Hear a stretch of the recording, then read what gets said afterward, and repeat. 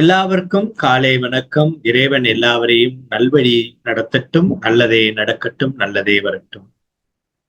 நாம் இன்னைக்கு பார்க்க போற விஷயம் என்னவென்றால், குழந்தைகளுக்கு நாம் எப்படி போதனை செய்வது, அவங்களுக்கு எப்படி நல்ல விஷயங்களை சொல்லிக் கொடுப்பது, இதுதான் நாம் இன்னைக்கு பார்க்க வேண்டிய விஷயம்.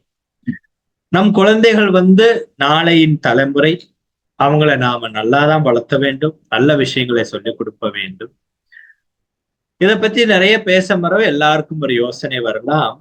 குழந்தைகளிடம் நாம் என்ன சொல்வது?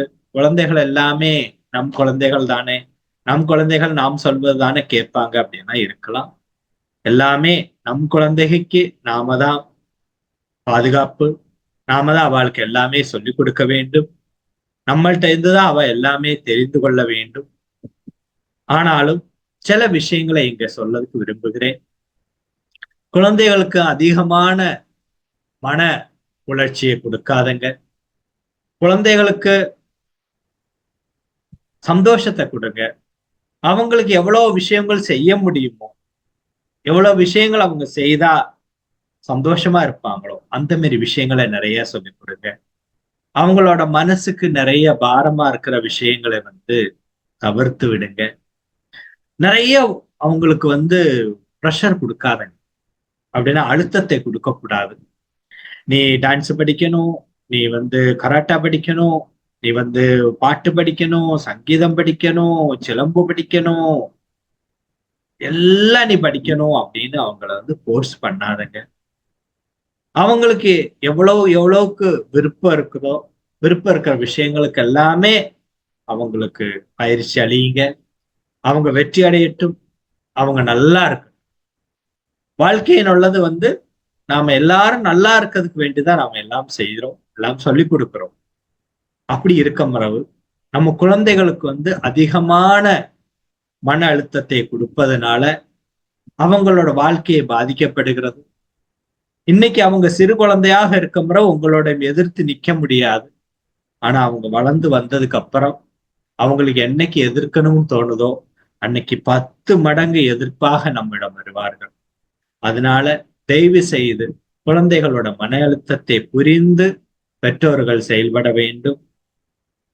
அடுத்த குழந்தைகளை பார்த்து என் குழந்தைய சரி பண்ண வேண்டும் அப்படின்னு நினைக்காம, நம் குழந்தைய நாம எப்படி நம்மள மாரி வளர்த்தி நாமளாலதான் அவங்க உருவாக்கப்பட்டிருக்காங்க.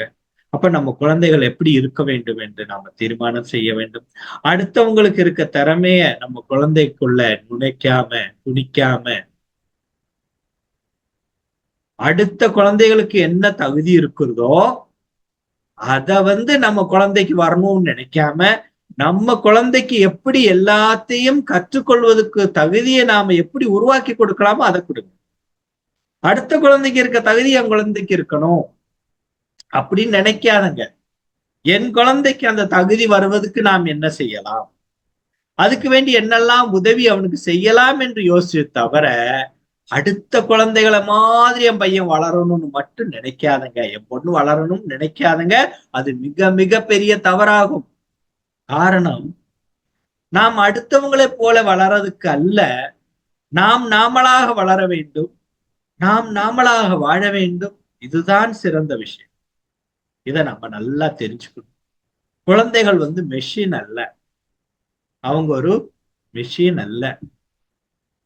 அவங்களும் புத்தி, உடம்பு, மனசு எல்லாம் இருக்கிறவர் தான்.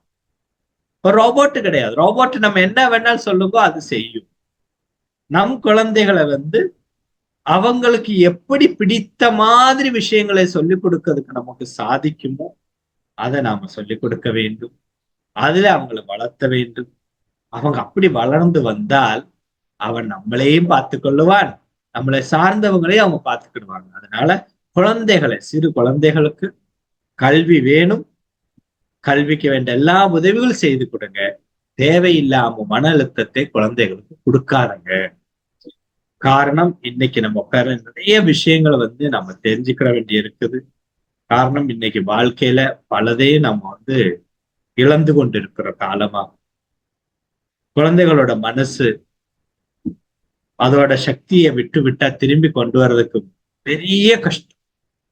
அதை சீக்கிரமாக நம்மளால முடியாது. அதனால குழந்தைகளுக்கு மன அழுத்தத்தை கொடுக்காதுங்க. குழந்தைகளை நேசிங்க. அவங்களுக்கு வேண்ட உதவிகளை செய்யுங்க. கண்டிப்பாக அவங்க நல்ல மாரி வளர்ந்து வருவாங்க. நல்லா படிப்பாங்க. நல்ல மார்க் வாங்குவாங்க. ஆனா கம்பேரிசன் பண்ணாது.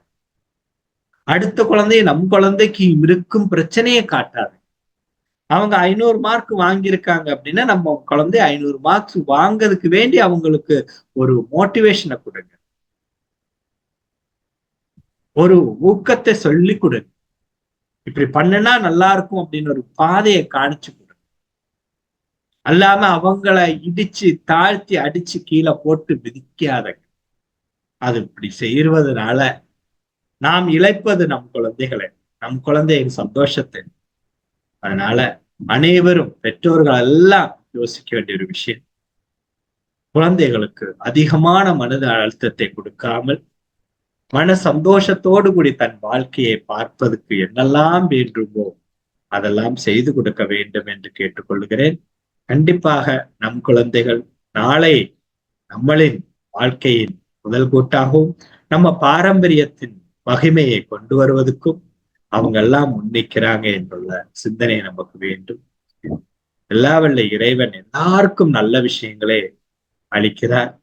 அதனால குழந்தைகளுக்கு மன அழுத்தத்தை கொடுக்காம இருக்க வேண்டும். கண்டிப்பாக இந்த வீடியோகளை எல்லாம் நீங்க ஷேர் பண்ணுங்க. நீங்களும் பாருங்க, சப்ஸ்கிரைப் பண்ணுங்க. எல்லாரும் நலமாக இருங்க. அடுத்த வீடியோல பார்க்கலாம்.